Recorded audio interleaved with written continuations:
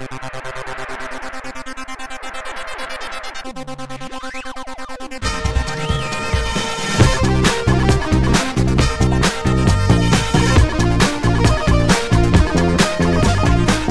guys, welcome back. This is Match Hat number 61, featuring one of the greatest action strategy games of all time, Sid Meier's Pirates.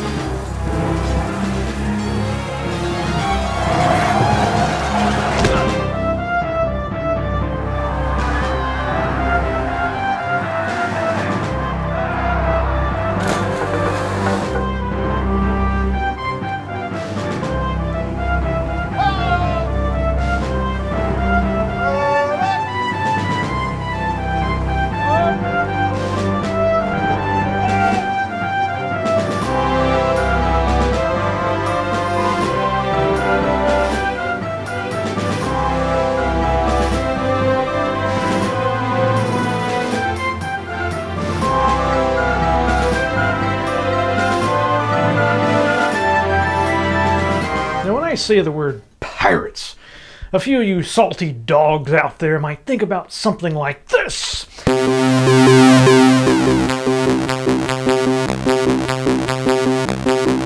Hey, Cracktro! I'm sure that very few of you have actually seen something like that or know what it is, and I think I should probably keep it that way, because we have too much to talk about with Sid Meier's Pirates. Now this is an amazing game. It combines strategy with action of an arcade-like nature. This game is fun. It's very popular, very successful. It actually originated on my beloved Commodore 64 platform. It was ported to the Macintosh and the Commodore Amiga. You can take your pick from those two, but many other systems. And it was updated in the 90s and re-released as Pirates Gold for a few more systems. And more recently, in 2004, was re-released yet again for modern platforms. So this is a game that has really withstood the test of time. Now I'll be focused here on the original Commodore 64 version.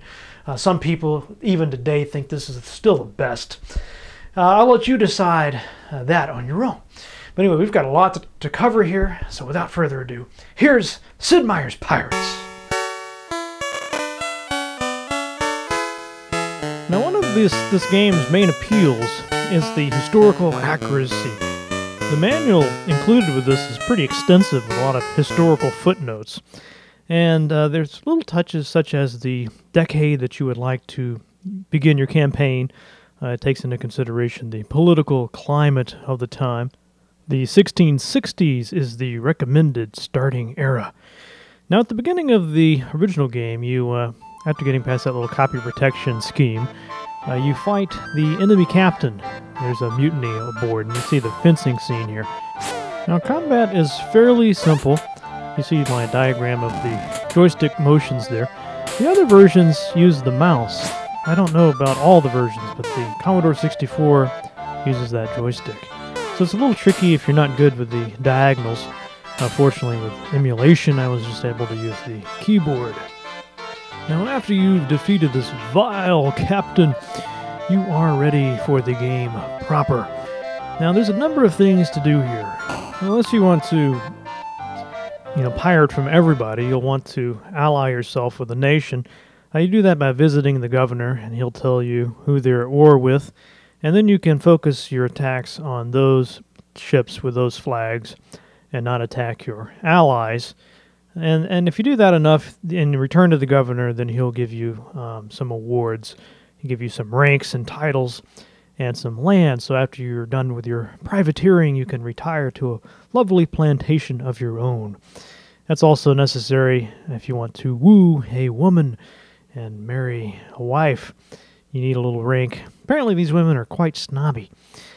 And the merchant is where you can buy some food, but mostly this is where you sell your booty. You will find lots of booty from the ships that you raid, as well as you can repair ships here and even sell ships that you capture. Now here we are at last on the open sea. This is a pretty large map. It's a good thing that the boxed copy shipped with a very nice map for you to consult. Otherwise you will be pretty lost or have to make a map of your own. Now there's a couple of objectives here. Now for one, you might just want to drift around, find some enemy ships to raid or capture.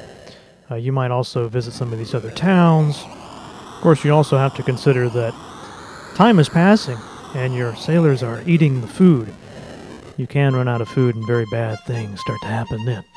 Okay, here we are. We have spotted a ship. A guy in the crow's nest, I suppose, has his telescope out.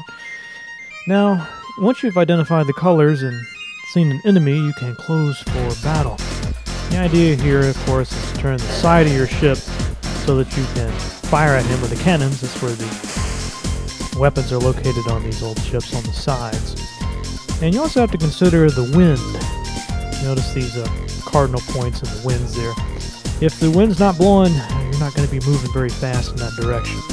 So a lot of this has to do with navigation as well as timing.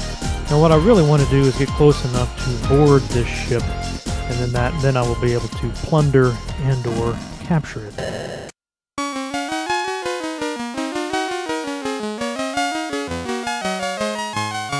Now when you do manage to capture a ship, as you can see, you can send some crew over to pilot her and add her to your fleet. That's pretty cool because then you can carry more loot, or you can just sink it. I think at one point I had 6 or 7 of these other ships with me in my fleet.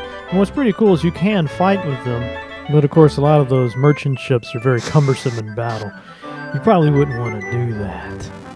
Now one interesting thing about these old versions is you can't actually see the other ships. In the new version, of course, you can see them and avoid them or charge at them, depending on what you want to do. And after you've done this for a while, you can go back to town, sail into the harbor, and see what the governor thinks about all of your hard work. As we'll see, he's been very happy with my privateering. Now again, if you want to rise in the ranks of the nobility, it's very important not to attack your nation's own ships, only the enemies.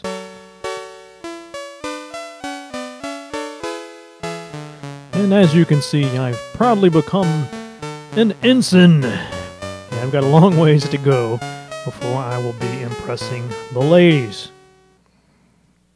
Now for some people this would be enough to constitute great gameplay. Got all these ships to attack, and sometimes you have to defense the captains. But there's also this sort of subplot about your missing family. And occasionally you'll get a tip that if you follow up on will lead to a piece of a map. You get all the pieces of the map together and you will find the location of your family members.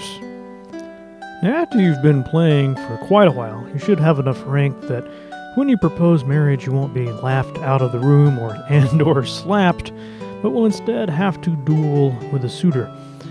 Fortunately I majored in fencing, so I was able to kick this guy's butt and get myself a gal.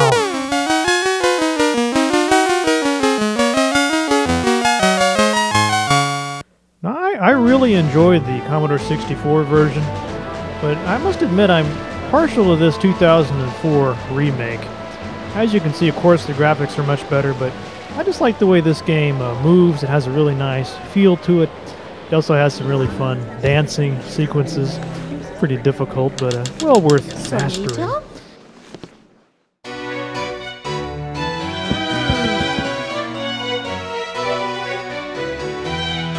A lot of added complexity too. Not too much, but you know, you get some upgrades such as different kinds of shot for your cannons and so on.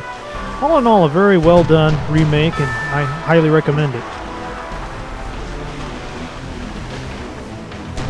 And that's all for this episode. I hope you guys enjoyed that. I'm hoping that the next episode will be my interview with Chris Avallone. I got the interview filmed. I'm just waiting on a few additional materials from Chris himself. That's going to be a hell of a video. So I know you guys want to stay tuned for that. Thought I would leave you with a bit of poetry. I must go down to the seas again, to the lonely sea and the sky. And all I ask is a tall ship and a star to steer her by. John Masefield, ladies and gentlemen, a poem called Sea Fever. You can read the rest online. See you guys next week.